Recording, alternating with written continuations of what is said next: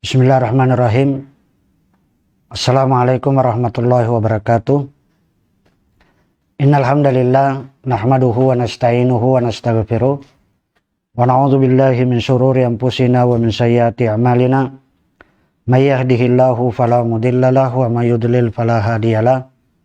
Asyhadu an la ilaha illallah wahdahu la syarikalah wa asyhadu anna Muhammadan abduhu wa rasuluh.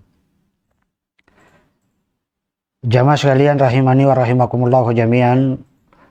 Alhamdulillah pada sore hari ini kita masih bisa melanjutkan pembacaan dari kitab Al-Wajiz fi Fiqh Sunnati wal Kitabil Aziz di Syekh Abdul Azim Badawi hafizahullahu taala. Kita masuk dalam bab al-adzan wal iqamah. Adapun hukumnya al-adzan huwa, adzan itu adalah al-i'lam bidukhuli waqti shalah bi alfadhi makhsusah. Adzan adalah pemberitahuan masuknya waktu sholat dengan lafaz-lafaz tertentu. Wa huwa wajib, dan hukumnya adalah wajib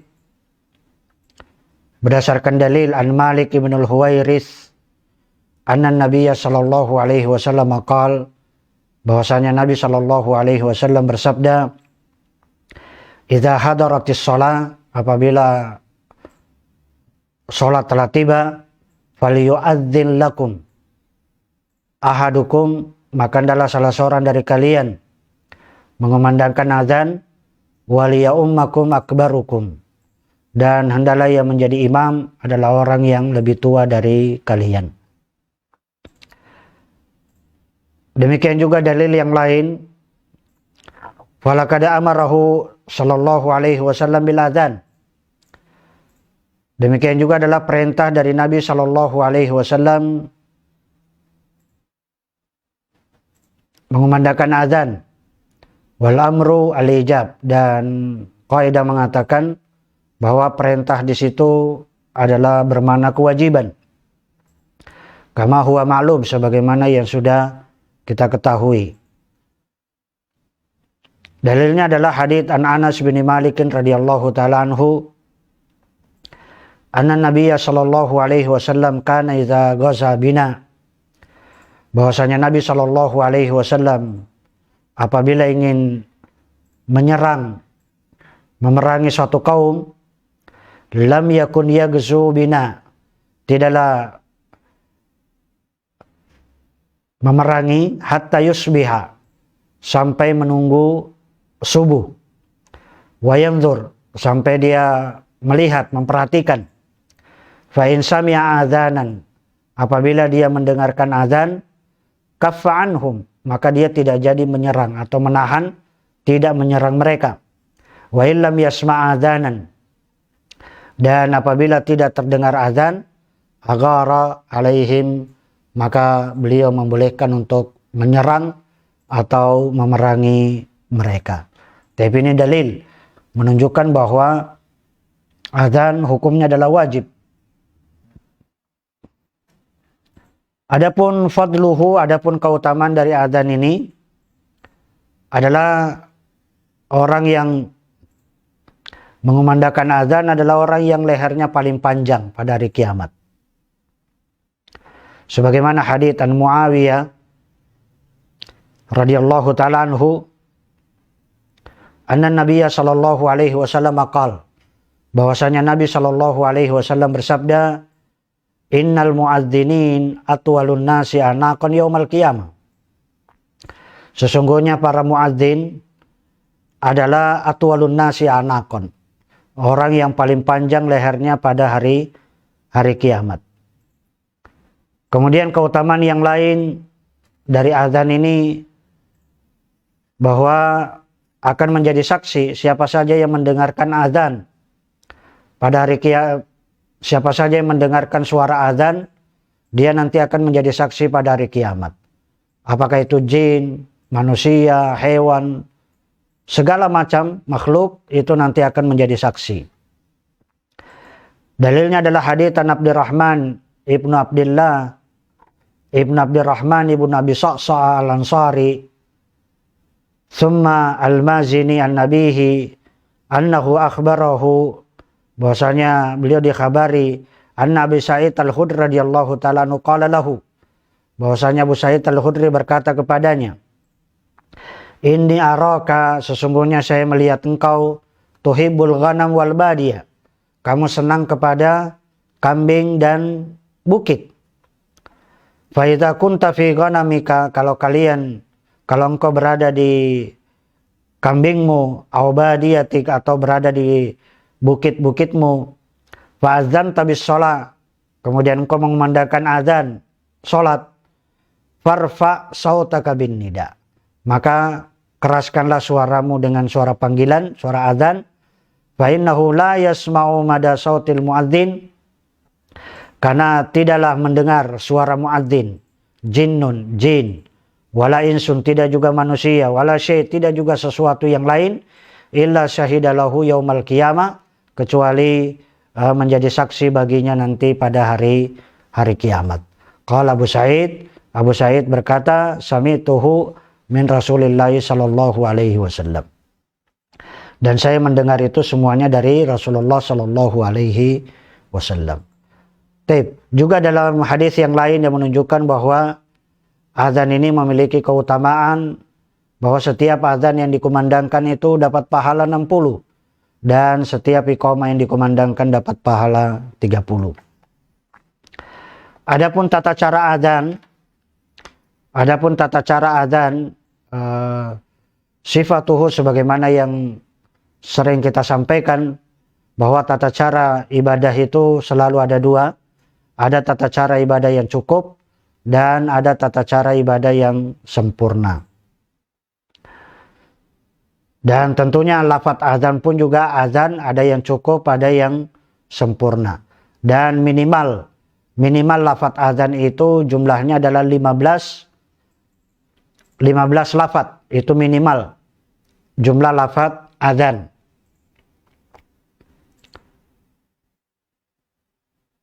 Sebagaimana yang disebutkan dalam hadits dari Abdullah bin Zaid ibn Abdi Rabbi qal, lamma ajma'a Rasulullah sallallahu alaihi wasallam yadriba bin naqus wa huwa lahu karihun. Ketika Nabi sallallahu alaihi wasallam mengumpulkan para sahabat ayyadriba bin naqus, agar mereka meniup trompet, atau membunyikan lonceng. Wa huwa lahu karih, dan Nabi SAW tidak menyukai.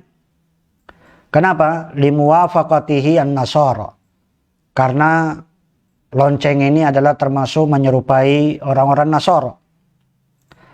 Tafa bi minal laili, kata Abdullah bin Zaid, tafa bi minal laili ta'ifun, ada sekelompok orang yang mengelilingi saya di malam hari, wa ana naim, sementara saya sedang tidur, rajulun alaihi thawban akhdaran, ada seorang laki-laki yang memakai pakaian yang berwarna hijau, wa fi yadihi naqus yahmiluhu, di tangannya itu ada lonceng yang dia bawa. Qal, berkata, fakultu, saya bertanya kepadanya, ya Abdullah, wahai hamba Allah, atabi'un naqus, maukah kamu jual lonceng itu? Qal, berkata orang ini, wa ma tasna'u bihi, apa yang akan kamu lakukan dengan lonceng ini? Qultu, kata Abdullah bin Zaid, nada'u bihi ila shalah, kami akan memanggil dengan lonceng itu panggilan sholat. Qal, berkata orang ini, afala adulluka ala khairin min dzalik, maukah aku tunjukkan kepadamu yang lebih baik daripada lonceng ini? Fakultu bala, dijawab oleh Abdullah, iya. Qal, Maka berkata orang ini, takul, ucapkanlah, Allahu Akbar, Allahu Akbar, Allahu Akbar, Allahu Akbar. Asyhadu an la ilaha illallah, asyhadu an la ilaha illallah, asyhadu anna Muhammadar Rasulullah, asyhadu anna Muhammadar Rasulullah. Hayya 'alas shalah, hayya 'alas shalah, hayya 'alal falah, hayya 'alal falah. Allahu Akbar, Allahu Akbar. La ilaha illallah. Kemudian orang ini berkata, ucapkanlah Allahu Akbar. Ini adalah lafaz azan yang diajarkan, jumlahnya ada 15. Yaitu Allahu Akbar, takbir ada 4 kali. Syahadat la ilaha illallah 2 kali, 6. Syahadat anna Muhammad Rasulullah 2 kali, berarti 8. Kemudian hayyalas shalah 2 kali, 2 berarti 10. Hayyalal falah 2 kali, 12. Kemudian takbir lagi 2 kali, Allahu Akbar, 14. Dan la ilaha illallah 15. Jadi ini lafaz minimal dari azan itu adalah 15. Qal, kemudian perawi melanjutkan, summa stakhara ghaira ba'idin. Ketika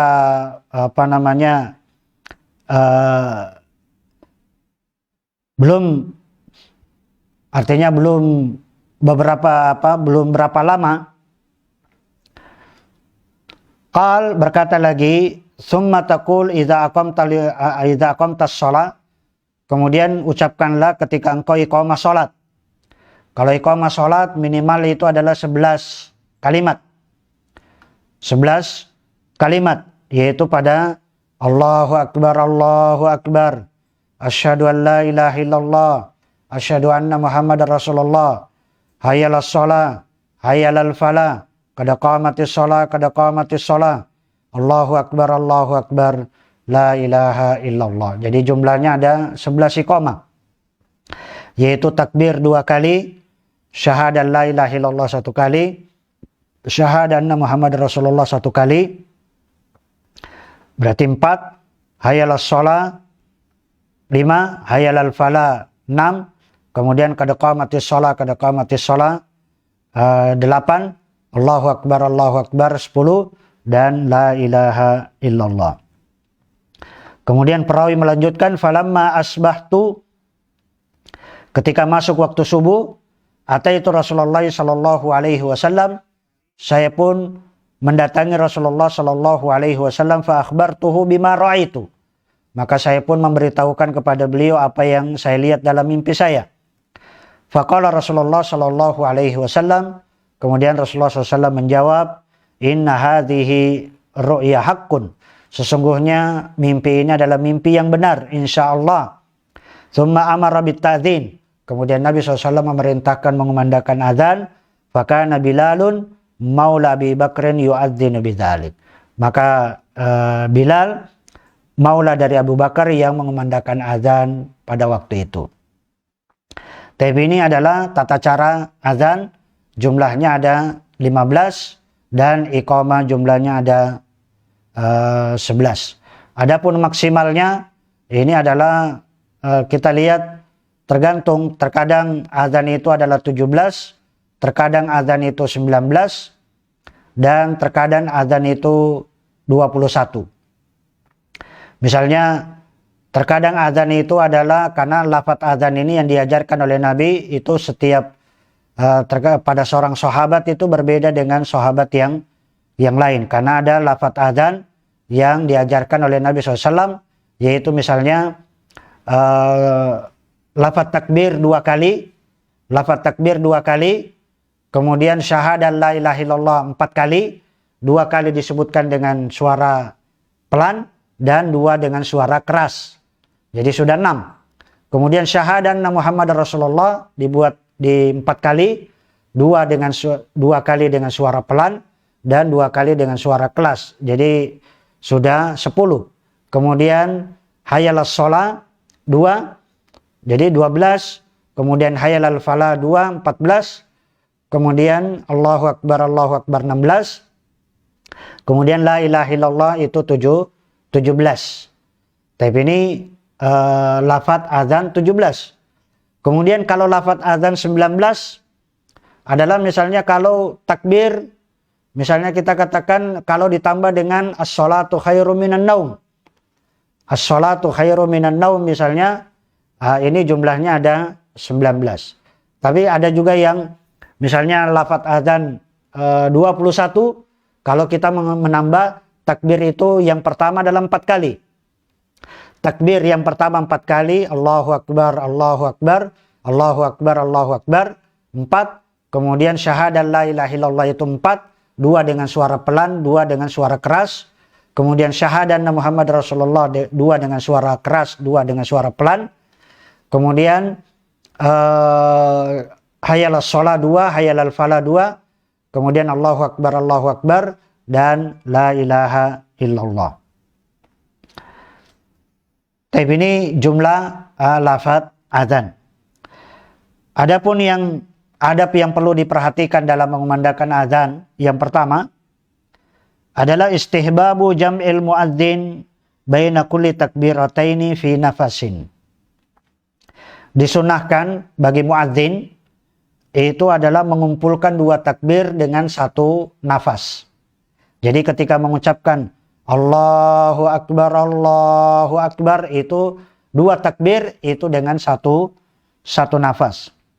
Berdasarkan dalil dari Umar bin Khattab radhiyallahu taala anhu qala Rasulullah sallallahu alaihi wasallam idza qala al-muadzin Allahu Akbar, apabila muadzin mengucapkan Allahu Akbar, faqala ahadukum, kemudian salah seorang dari kalian mengucapkan Allahu Akbar. Summa qal, kemudian berkata lagi asyhadu an la ilaha illallah. Qal asyhadu an la ilaha illallah. Al-hadis, artinya ila akhiril hadis. Fa fihi, di dalam hadis ini isyaratun zahira.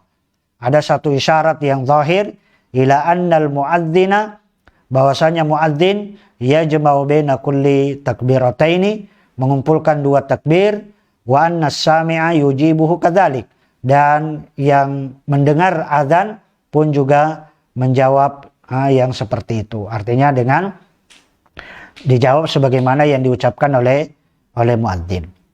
Kemudian yang kedua, disunnahkan yang kedua, adapun adab yang kedua dalam azan adalah istihbab at-tarji'. Disunnahkan untuk at-tarji'. At-tarji' itu adalah pengulangan syahadatain. Syahadat tadi yang kita sebutkan dalam lafadz azan tadi, lafadz ada azan, syahadat ada 2 kali, ada 4. At-tarji' huwa al-audu ila syahadataini marrataini, adalah mengulangi 2 syahadatain 2 kali, birafis saut, dengan suara yang keras, ba'da qaulihima marrataini bi khafdin saut, setelah mengucapkan dengan suara yang pelan. Artinya diucapkan dengan suara yang keras, asyhadu an la ilaha illallah, asyhadu an la ilaha illallah. Kemudian baru asyhadu an la ilaha illallah, asyhadu an la ilaha illallah, dengan 2 kali dengan suara yang keras dan 2 kali dengan suara yang pelan. Atau dengan dua kali suara yang pelan, setelah itu baru 2 kali dengan suara yang keras.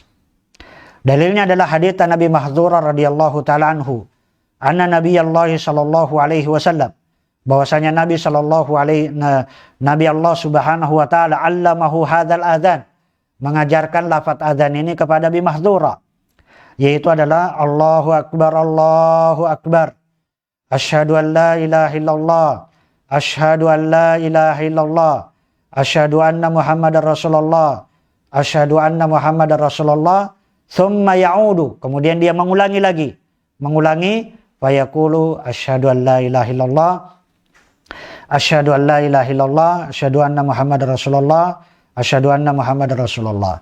Terus hayya 'alas shalah, hayya 'alas shalah, hayya 'alal falah, hayya 'alal falah, Allahu akbar, la ilaha illallah. Tapi ini adalah lafaz azan yang diajarkan oleh Nabi SAW kepada Abi Mahdzura. Kemudian adab yang selanjutnya yang perlu diperhatikan berkaitan dengan azan adalah taswib fil azanil awwalis subhi, adalah at-taswib. At-taswib adalah mengucapkan as-salatu khairum minan naum. At-taswib adalah ucapan as-salatu khairum minan naum fil adzanil awwal lis-subhi, pada azan pertama untuk subuh. Walaupun di sini masih ada khilaf di antara para ulama, apakah azan pertama mengundangkan as-salatu khairum minan naum pada azan pertama atau azan kedua. Ini adalah masalah khilaf di antara para ulama. Ada yang mengatakan azan pertama itu kan tujuannya untuk membangunkan orang yang tidur, mengingatkan mereka mengingatkan bahwa malam ini mereka bangun supaya mereka bisa tahajud. Adapun azan yang kedua yaitu adalah menunjukkan masuknya waktu sholat. Maka di sini adalah apa? Dan khilafnya itu nanti adalah terjadi pada lafadz hadits. Lafadz hadits udzinatil awal. Padahal dikumandangkan azan pertama. Azan pertama itu masih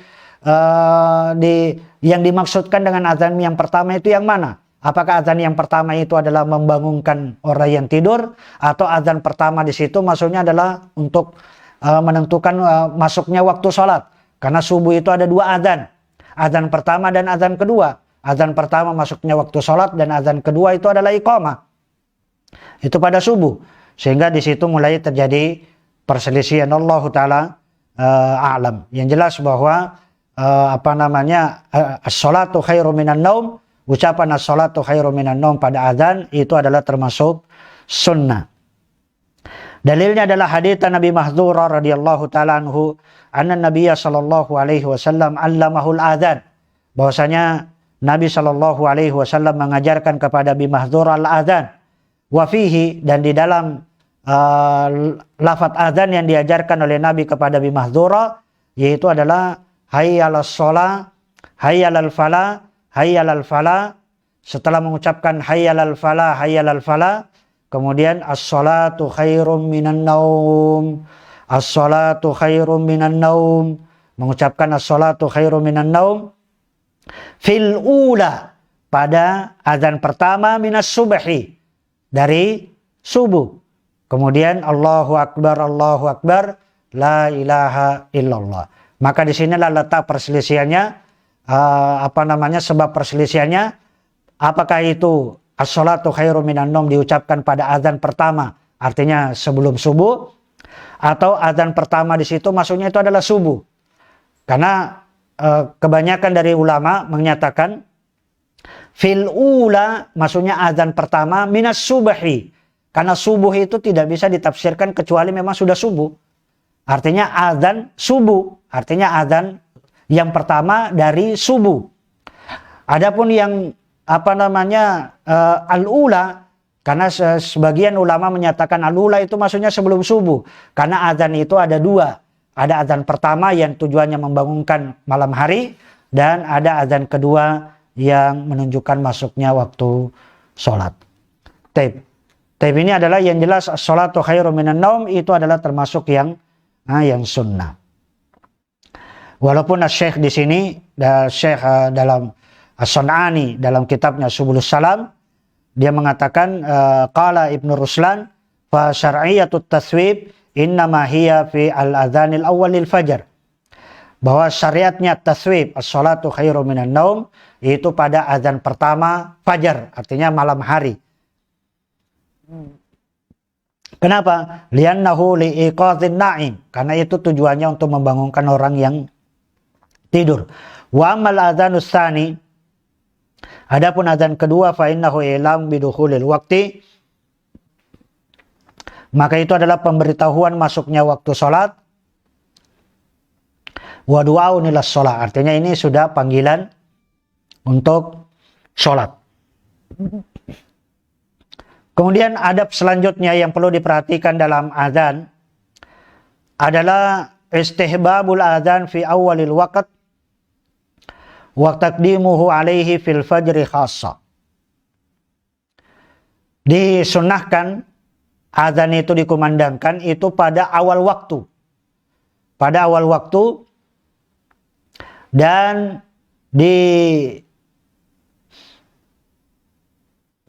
juga wa taqdimuhu alaihi fil fajri khassa. Demikian juga didahulukan, dikerjakan di awal itu pada sebelum subuh secara khusus. Artinya azan itu kita melihat bahwa syarat azan itu kan mestinya harus sudah masuk waktu. Dan ada azan yang dibolehkan sebelum masuk waktu, yaitu hanya pada malam hari. Hanya azan di malam hari yang itu adalah sah hanya malam hari. Adapun sebelum duhur dikumandangkan azan maka itu tidak sah. Atau sebelum isya sebelum azan, sebelum isya dikumandangkan azan itu juga tidak sah. Jadi kita katakan bahwa adapun sebelum waktunya maka itu hanya berlaku untuk sebelum subuh saja, yaitu hanya azan di malam hari. Adapun semua dari sholat 5 waktu maka azan itu hendaknya dikerjakan di awal, dikumandangkan itu sunahnya adalah di awal waktu. Dalilnya adalah hadits an Jabir bin Samurah radhiyallahu taala anhu qala. Dari Jabir bin Samurah radhiyallahu taala anhu qala, kana Bilalun yu'adzinu idza zalatis syamsu. Bilal mengumandangkan azan yaitu idza zalatis syamsu, ketika matahari tergelincir. Artinya awal waktu duhur. Tsumma la yuqimu hatta yakhruja ilaihi an-nabi sallallahu alaihi wasallam. Dan Bilal tidaklah mengumandangkan iqamah sampai Nabi sallallahu alaihi wasallam itu keluar. Fa idza kharaja, ketika Nabi sallallahu alaihi wasallam itu sudah keluar, aqama hina yarahu. Kemudian Bilal mengumandangkan iqamah ketika beliau melihatnya. Artinya ketika Bilal melihat Nabi sallallahu alaihi wasallam.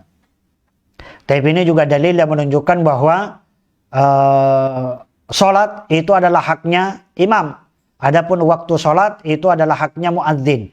Jadi muadzin itu yang menetapkan awal waktu sholat, adapun imam itu yang menetapkan pelaksanaan sholat. Maka tidak boleh seorang pun selain dari imam itu adalah menetapkan sholat. Maka di sini adalah Bilal mengumandangkan iqamah ketika dia melihat Nabi Shallallahu Alaihi Wasallam. Kemudian dalil yang kedua yang menunjukkan bahwa azan itu dikerjakan di awal waktu adalah hadits an Abdullah bin Umar radhiyallahu taala anhuma anna Nabiyya sallallahu alaihi wasallam qala, bahwasanya Nabi sallallahu alaihi wasallam bersabda, inna Bilalan yu'adzinu bilailin. Sesungguhnya Bilal itu mengumandangkan azan di malam hari. Artinya ini azan yang di luar waktu, artinya di luar waktu sholat. Maka azan itu dibolehkan itu hanya pada malam hari. Artinya belum masuk waktu, itu hanya dibolehkan di malam hari. Sebagaimana hadis Abdullah bin Umar bahwa Bilal itu mengumandangkan azan di malam hari. Fakulu washrobu, maka makanlah dan minumlah kalian ketika kalian mendengarkan azannya Bilal. Hatta yu'adzina Ibnu Ummi Maktum, sampai terdengar azannya Abdullah ibnu Ummi Maktum. Karena Abdullah ibnu Maktum itu mengumandangkan azan itu sudah masuk waktu subuh. Karena tidak mungkin Abdullah ibnu Maktum mengumandangkan azan kecuali orang-orang sudah mengatakan telah masuk waktu. Karena Abdullah ibnu Maktum adalah sahabat yang buta. Tapi ini adalah apa? Ini dalil yang menunjukkan bahwa sebelum masuk waktu azan itu boleh dikumandangkan itu hanya khusus di malam hari. Selain dari subuh, selain dari malam hari, maka itu tidak sah. Tidak sah mengumandangkan azan. Misalnya sebelum duhur, sebelum masuk waktu duhur sudah dikumandangkan azan, maka azannya itu tidak sah. Sebelum asar dikumandangkan azan, maka azan itu tidak sah. Sebelum maghrib azan itu dikumandangkan, maka azan itu adalah tidak sah. Adapun hikmah kenapa Nabi SAW mendahulukan azan, artinya di malam hari dikumandangkan azan. Wa qad bayyana Nabi sallallahu alaihi wasallam al-hikmata min taqdimil azan fil fajri alal waqti.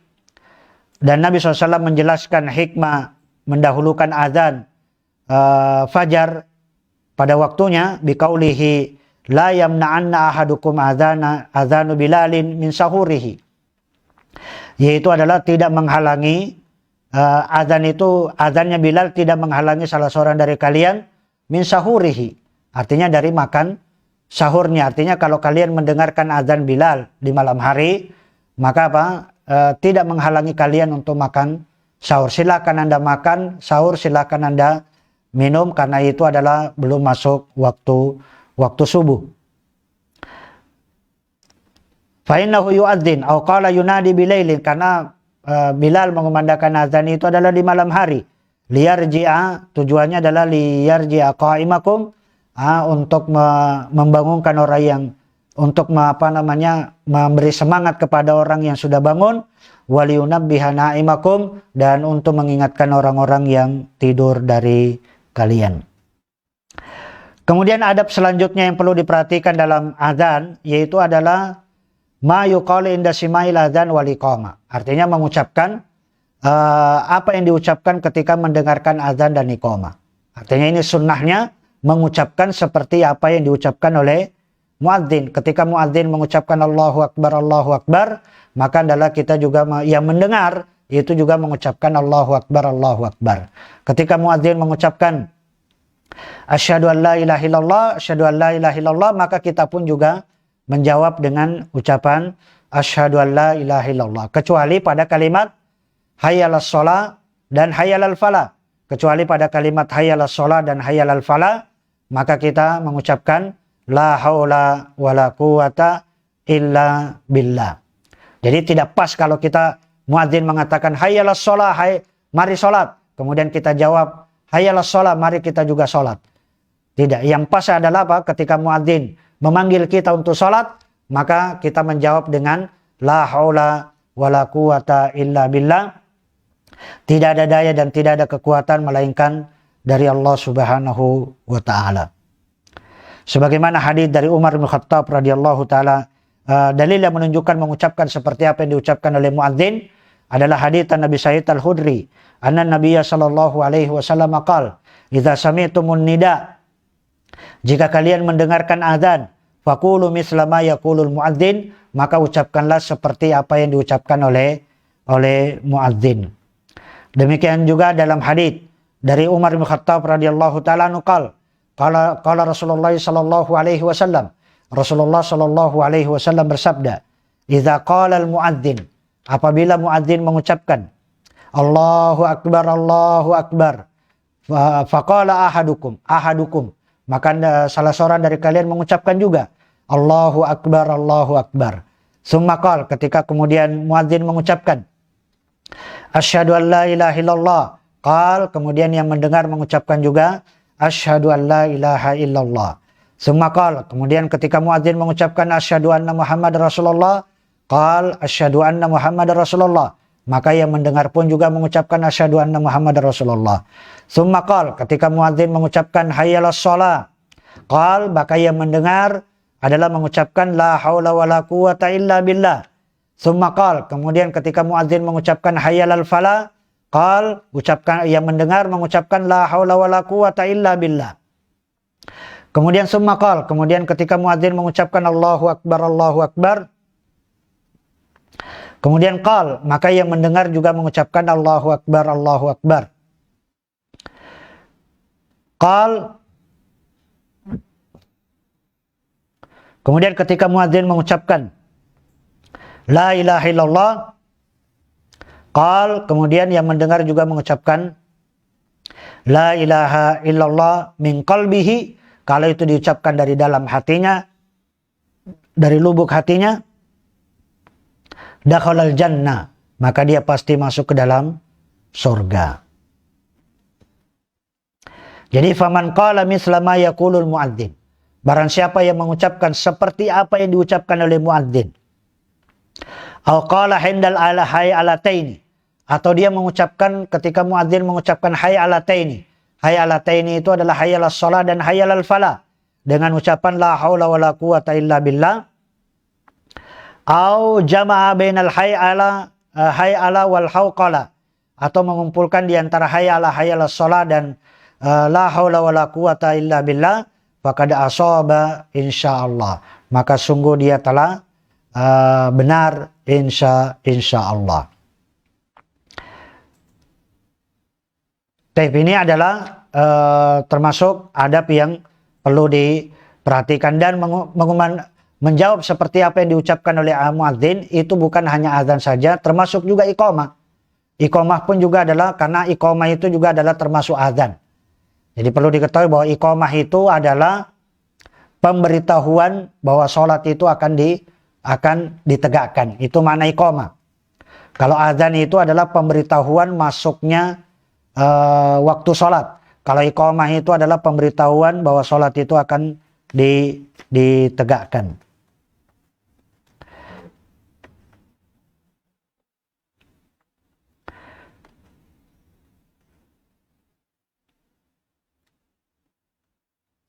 Kemudian termasuk juga yang sunnah adalah berdoa sesudah azan. Berdoa sesudah azan dikumandangkan. Juga jadi pertanyaan, ada yang bertanya, apakah muadzin itu juga mengucapkan seperti apa yang diucapkan oleh muadzin? Kita jawab tidak. Muadzin itu ketika mengucapkan Allahu Akbar, ya sudah. Yang menjawab itu hanya yang mendengar. Kemudian yang berikutnya adalah berdoa sesudah azan dikumandangkan. Berdoa sesudah azan dikumandangkan. Baik itu muadzin maupun yang mendengar. Fa idza faragal muadzin minal adzani awil iqamah, apabila muadzin selesai dari azan dan iqamah, wa ajabahu as-sami, dan dijawab oleh yang mendengar, qala ba'dal faragi, maka mengucapkan berdoa sesudah azan itu sebagaimana disebutkan dalam dua hadis di bawah ini, yaitu adalah hadis an Abdullah bin Amr annahu sami'an Nabiyya sallallahu alaihi wasallam yaqul, bahwasanya dia mendengar Nabi sallallahu alaihi wasallam bersabda, idza sami'tumul muadzin, apabila kalian mendengarkan muadzin, faqulu mithla ma yaqul, maka ucapkanlah seperti apa yang diucapkan oleh muadzin. Tsumma sallu alayya, kemudian setelah itu bersolawatlah kepadaku. Fa innahu man shalla alayya salatan, karena sesungguhnya siapa yang bersolawat kepadaku satu kali, sallallahu biha alaihi asyara, dan Allah subhanahu wa ta'ala akan bersolawat kepadanya 10 kali. Summa sallallahu li al-wasilah, kemudian mohonlah kepada Allah, kalian mohonlah kepada Allah untukku al-wasilah, perantara. Fa innaha manzilatun fil jannah, karena itu adalah manzilah, memiliki tempat di sorga. La tambagi illa li abdin min ibadillah, dan itu tidak pantas kecuali dari hamba-hamba Allah subhanahu wa ta'ala. Wa arju an nakuna ana huwa, dan saya berharap bahwa saya itu adalah, adalah dia. Faman sa'ala li al-wasilah, barang siapa yang meminta kepadaku al-wasilah, halat lahu asy-syafa', maka halal atau berhak baginya mendapatkan syafaat.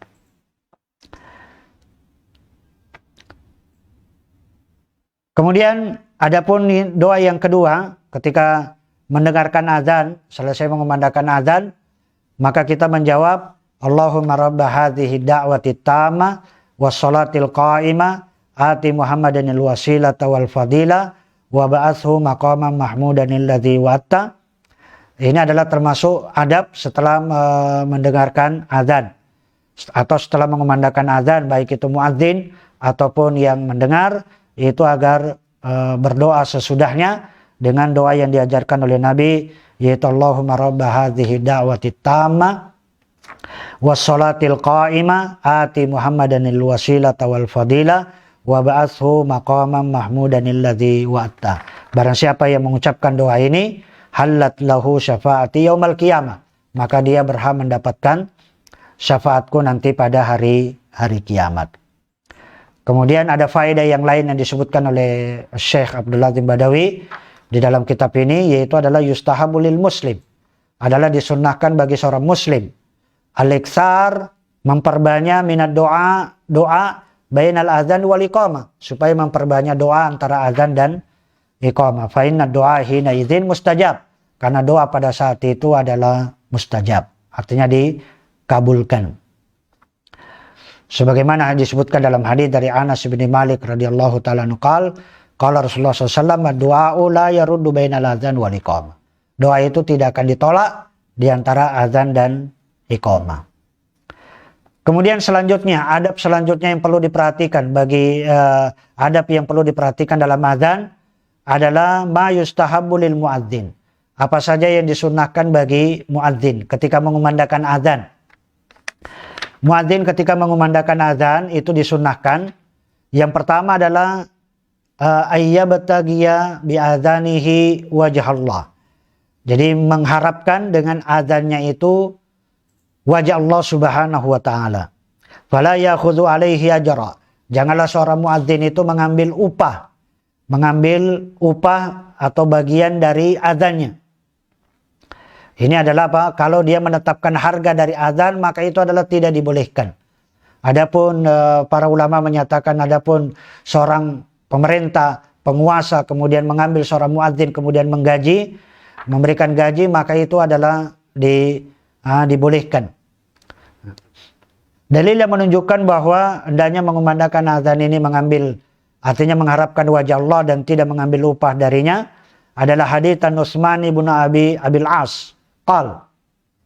Qultu, saya pernah bertanya, ya Rasulullah, ij'alni imama qaumi. Kemudian dia berkata, ya Rasulullah, jadikanlah saya pemimpin bagi kaumku, imam bagi kaumku. Kemudian Nabi SAW berkata kepada Utsman bin Abil As, anta imamuhum, kamu adalah imamnya mereka, kamu adalah pemimpinnya mereka. Waqtadi bi ad'afihim. Kemudian waqtadi bi ad'afihim, yaitu adalah berikanlah petunjuk kepada orang yang lemah dari mereka. Wattakhid muadzinan, dan angkatlah seorang muadzin la yakhudhu ala adzanihi ajra, tapi dengan syarat tidak mengambil dari azannya itu upahnya. Maksudnya tidak mengambil upahnya dari azan. Di sini maksudnya adalah apa? Itu adalah penetapan harga dari azan. Saya mau mengumandangkan azan kalau saya dibayar sekian. Maka itu tidak ada khilaf di antara para ulama bahwa ini adalah tidak dibolehkan. Atau memang dia niatnya adalah pengen mengumandangkan azan itu supaya mendapatkan upah. Maka ini pun juga adalah termasuk yang tercela. Adapun jika dia tadi dibayar, diangkat, kemudian digaji, maka para ulama menyatakan bahwa ini adalah dibolehkan. Yang kedua, yang disunahkan bagi muadzin yang kedua adalah ayyakuna tahiran minal hadatsaini. Hendaknya muadzin itu suci dari dua hadas. Suci dari dua hadas, baik itu hadas kecil maupun hadas besar. Dan muadzin itu tidak disyaratkan memang harus suci, tidak disyaratkan harus suci, tapi sunnahnya bagi muadzin itu adalah suci. Jadi seorang muadzin itu boleh mengumandangkan azan dia masih hadas kecil, boleh. Seorang muadzin itu dalam keadaan hadas besar itu boleh mengumandangkan azan. Karena yang sunnah yaitu adalah dalam kondisi dia suci dari dua hadas kecil dan besar. Kemudian yang ketiga, sunnahnya bagi muadzin yang ketiga adalah yakuna qa'iman. Adalah muadzin itu hendaknya dilakukan dengan cara berdiri. Boleh muadzin itu duduk sambil duduk, boleh muadzin itu mengumandangkan sambil berbaring, boleh. Tapi yang sunnah yaitu adalah yakuna qa'iman, adalah berdiri. Mustaqbilal qiblah, menghadap ke arah kiblat. Walaupun dia tidak menghadap ke arah kiblat pun juga adalah termasuk dibolehkan, karena ini bukan syarat. Qala Ibnul Munzir, berkata Ibnul Munzir, al-ijma' ala annal qiyam fil adzan minas sunnah. Ibnul Munzir berkata telah terjadi kesepakatan ijma' ulama bahwasanya berdiri dalam mengumandangkan azan itu termasuk sunnah. Liannahu ablagu fis sama. Kenapa? Karena itu lebih sampai, karena kalau dilakukan dengan cara berdiri, azan dilakukan dengan cara berdiri itu ablagu fis sama. Itu akan lebih sampai kepada telinga-telinga. Wa anna minas sunnati ayyastaqbilal qiblah, dan juga termasuk sunnah yaitu adalah menghadap arah kiblat bil azan.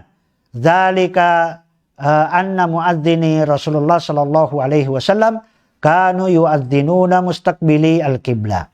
Kenapa? Karena muadzin-muadzinnya Rasulullah SAW semuanya adalah ketika mengumandangkan azan itu adalah menghadap ke arah kiblat. Kemudian yang keempat, sunnahnya bagi muadzin yang keempat adalah liyaltafita bi ra'sihi, menoleh ke kanan dan ke kiri, menoleh bi ra'sihi dengan kepalanya, wa unukihi dengan lehernya, yaminan ke kanan, sebelah kanan, inda qaulihi ketika mengumandangkan azan, hayyalas shalah, hayyalas shalah, wa shimalan dan menoleh ke kiri dengan kepala atau dengan leher, inda qaulihi hayyalal falah, ketika mengucapkan hayya alal falah. Sebagaimana hadits An-Nabi Juhaifa, dalilnya adalah hadits An-Nabi Juhaifa radhiyallahu taala anhu, annahu ra'a Bilalan yu'adzin, bahwasanya dia melihat Bilal mengumandangkan azan. Qal faja'altu atatabbau fahu hahuna wa hahuna, dan saya mengikuti mulutnya ke sini dan ke situ. Bil azan, ketika mengumandangkan azan. Artinya apa? Menoleh ke kanan dan ke kiri. Kemudian sunnah yang kelima adalah ayyadakhula isba'aihi fi udhunaihi. Disunahkan bagi muadzin itu adalah memasukkan jarinya ke dalam lubang telinganya. Memasukkan jari telunjuknya ke dalam lubang telinganya. Liqaulihi Abi Juhaifa, berdasarkan hadis dari Abi Juhaifa, ra'aitu Bilalan yu'adzinu wa yadur, dan saya melihat Bilal mengumandangkan azan wa yadur, dan berputar, wa yutbi'u fahu hahuna wa hahuna, dan dia mengikuti mulutnya ke sana dan ke sini, wa isba'ahu, dan kedua jarinya fi udhunaihi, di dalam lubang telinganya. Kenapa memasukkan jari telunjuk ke dalam lubang telinga? Agar apa? Ketika dia mengumandangkan azan itu, dia mendengarkan suaranya itu kecil, sehingga dia akan berusaha untuk mengeraskan kembali. Karena kalau dia menutupi, semakin dia menutupi kedua lubang telinganya, maka semakin kecil suara yang terdengar untuk dirinya, sehingga dia akan berusaha untuk mengeraskan, artinya memaksimalkan suaranya. Kemudian sunnah yang keenam bagi muadzin adalah ayyarfa sautahu bin nida, mengeraskan suaranya ketika mengumandangkan azan.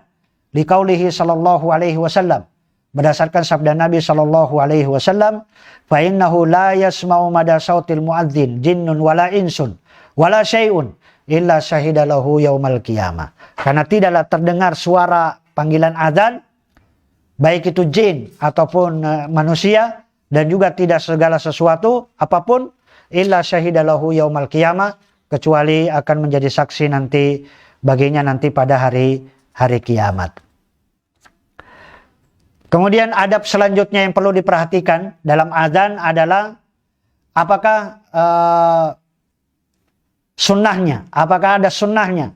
Azan itu antara jeda, dikasih waktu antara azan dengan iqamah. Ada jeda waktu antara azan dan iqamah. Dan ini juga termasuk yang sunnah. Dan termasuk yang sunnah adalah apa? Adalah supaya antara azan dengan iqamah itu dikasih jeda waktu, dikasih waktu. Jadi tidak langsung. Iqamah itu tidak langsung setelah azan. Tapi sunnahnya adalah dikasih waktu antara azan dan iqamah. Cuma yang jadi pertanyaan, berapa jaraknya? Berapa jarak antara azan dan iqamah? Maka ini juga tidak ada ketetapan di dalam syariat Islam. Jadi Nabi SAW tidak pernah menetapkan sekian menit atau sekian jaraknya, itu tidak ada.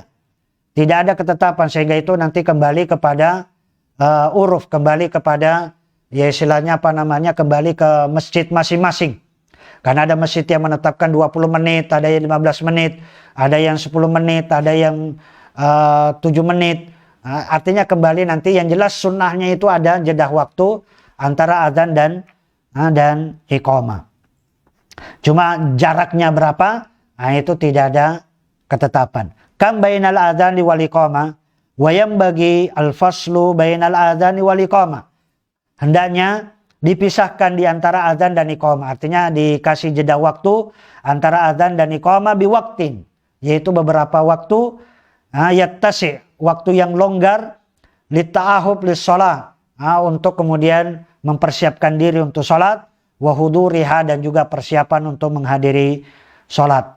Liannal adzan, kenapa? Karena adzan itu innama syuri'a lihadza. Karena adzan itu kan disyariatkan untuk ini, supaya dilakukan secara berjamaah. Wa illa, kalau tidak, seandainya tidak, dha'atil fa'idatu minhu, maka hilanglah keutamaan atau hilanglah manfaat dari adzan ini. Seandainya itu langsung iqamah, begitu selesai adzan langsung iqamah, maka hilanglah faedah darinya. Kenapa? Karena jedah waktu antara adzan dan iqamah itu banyak kebaikan yang bisa kita dapatkan.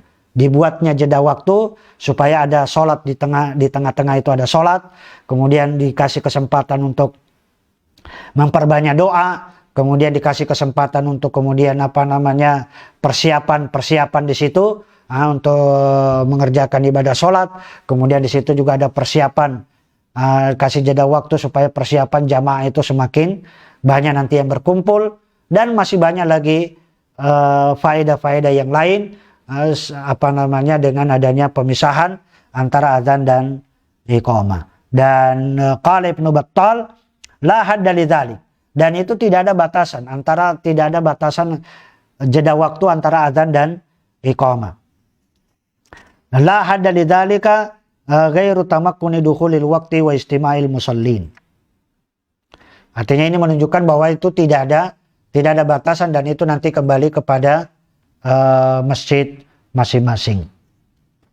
Kemudian adab selanjutnya, adab yang selanjutnya yang perlu diperhatikan dalam azan adalah an-nahyu anil khuruji minal masjid badal azan.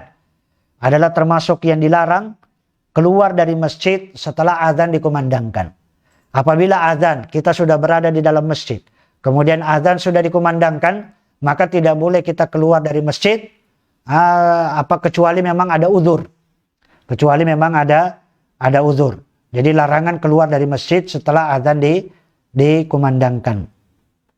Dalilnya adalah hadits Abi Sya'sa qal kunna qu'udan fil masjid. Dulu kami pernah duduk-duduk di masjid. Abi Hurairah, bersama Abu Hurairah. Fa'adzan al-mu'adzin. Kemudian mu'adzin mengumandangkan azan. Faqama rajulun minal masjid yamshi. Kemudian ada seorang berdiri dari masjid, yamshi, kemudian berjalan. Fa'atba'ahu Abu Hurairah basarahu. Kemudian Abu Hurairah mengikuti berjalannya orang ini pandangannya. Artinya Abu Hurairah hanya mengikuti lewat pandangannya. Hatta kharaja minal masjid, sampai orang ini keluar dari masjid.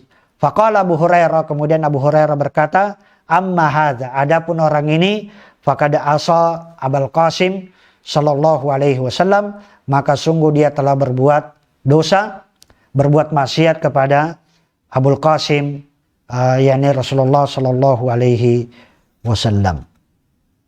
Kemudian adab yang terakhir yang perlu diperhatikan dalam azan, yaitu adalah bahwa azan dan iqamah itu tetap dikerjakan bagi mereka yang luput darinya. Jadi bagi mereka yang luput darinya azan, tetap azan dan iqamah bagi yang luput, misalnya orang yang kesiangan atau orang yang lupa, atau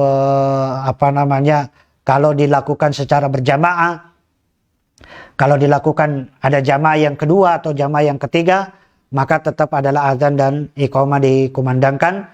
Demikian juga bagi mereka yang baru kesiangan, baru bangun, misalnya kesiangan, baru bangun, sudah siang, maka tetap adalah azan dan iqamah. Atau misalnya orang yang lupa, dia belum sholat, lupa, maka mengumandangkan azan dan iqamah. Jadi azan dan iqamah itu tetap dikumandangkan bagi mereka yang luput darinya. Dalilnya adalah hadits man nama an sholatin aw nasiyaha. Barang siapa yang ketiduran atau dari sholat atau kelupaan, fa innahu yusra'u lahu ayyu'adzin. Maka disyariatkan baginya mengumandangkan azan, wa yuqim, dan mengumandangkan iqamah. Lima rawahu Abu Daud, sebagaimana disebutkan dalam riwayat Abu Daud, fi qissati naumin Nabi sallallahu alaihi wasallam wa ashabi, tentang kisah tidurnya Nabi sallallahu alaihi wasallam dan para sahabatnya. Artinya Nabi SAW ketiduran dan juga para sahabat. An sholatil fajar.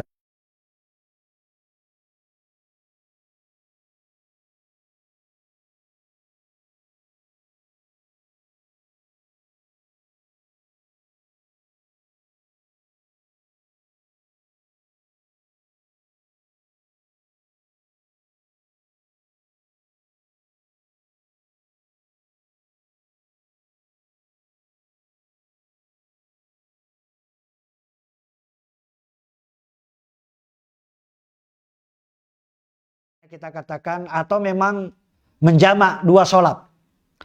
Jadi menjamak dua sholat. Kalau menjamak dua sholat, maka satu adzan masing-masing adalah iqamah. Adalah iqamah. Tapi bagi mereka yang luput darinya, misalnya luput darinya beberapa sholat. Misalnya kita katakan gini, ketiduran. Dia ketiduran, tidur dari jam, misalnya tidur dari jam, sekarang ini tidur jam 5 sore. Misalnya, ketiduran, dia tidur jam 5 sore, atau bangun jam, misalnya jam 1 malam, jam 1 pagi. Maka kita katakan pada dia belum sholat maghrib, belum sholat isya. Maka di sini adalah apa? Mengumandangkan azan. Ketika dia bangun, dia mengumandangkan azan. Sunnahnya mengumandangkan azan, kemudian iqamah untuk sholat maghrib, kemudian iqamah untuk sholat isya. Jadi fa'in ta'addadatil fawaid, kalau dia luput darinya, artinya jika azan itu berbilang, artinya jika fa'in ta'addadatil fawaid, apabila luput darinya beberapa sholat, adzana adzanan wahidan, maka tetap mengumandangkan azan itu satu kali, wa aqama likulli sholatin, dan mengumandangkan iqamah setiap sholat. Li hadits Ibnu Mas'ud, berdasarkan hadits dari Abdullah bin Mas'ud radhiyallahu taala qol, innal musyrikina sagalu Rasulullah sallallahu alaihi wasallam an arba'i shalawatin yaumal khandaq. Sesungguhnya orang-orang musyrik itu pernah mereka menyibukkan Rasulullah SAW atau melalaikan Rasulullah SAW dari 4 sholat. Yaumal khandaq itu pada perang Khandaq. Hatta zahaba minal lail, sampai berlalu malam hari. Masya Allah, seperti yang dikehendaki oleh Allah. Fa'amara Bilalan, kemudian Nabi SAW memerintahkan kepada Bilal, fa'adzan, mengumandangkan azan, summa aqama, kemudian Bilal iqamah, fasallat zuhra, kemudian Nabi SAW salat duhur, summa aqama, kemudian iqamah lagi, fasallal asar, kemudian salat asar, summa aqama, kemudian iqamah lagi, salat fasallal maghrib, summa aqama, fasalla al-isya, kemudian iqamah lagi, kemudian salat isya. Tapi ini dalil yang menunjukkan kalau apa, dan ini adalah termasuk yang adalah yang sunnah. Kalaupun misalnya dia tidak mengumandangkan iqamah setiap sholat, maka itu adalah boleh. Artinya itu sah sholatnya dan tidak ada, artinya itu adalah perkara yang dibolehkan. Tapi yang afdal adalah mengumandangkan iqamah setiap kali mau sholat. Wallahu ta'ala a'lam. Saya kira itu bisa sampaikan. Aku qouli hadza, astaghfirullah li wa lakum. Assalamualaikum warahmatullahi wabarakatuh.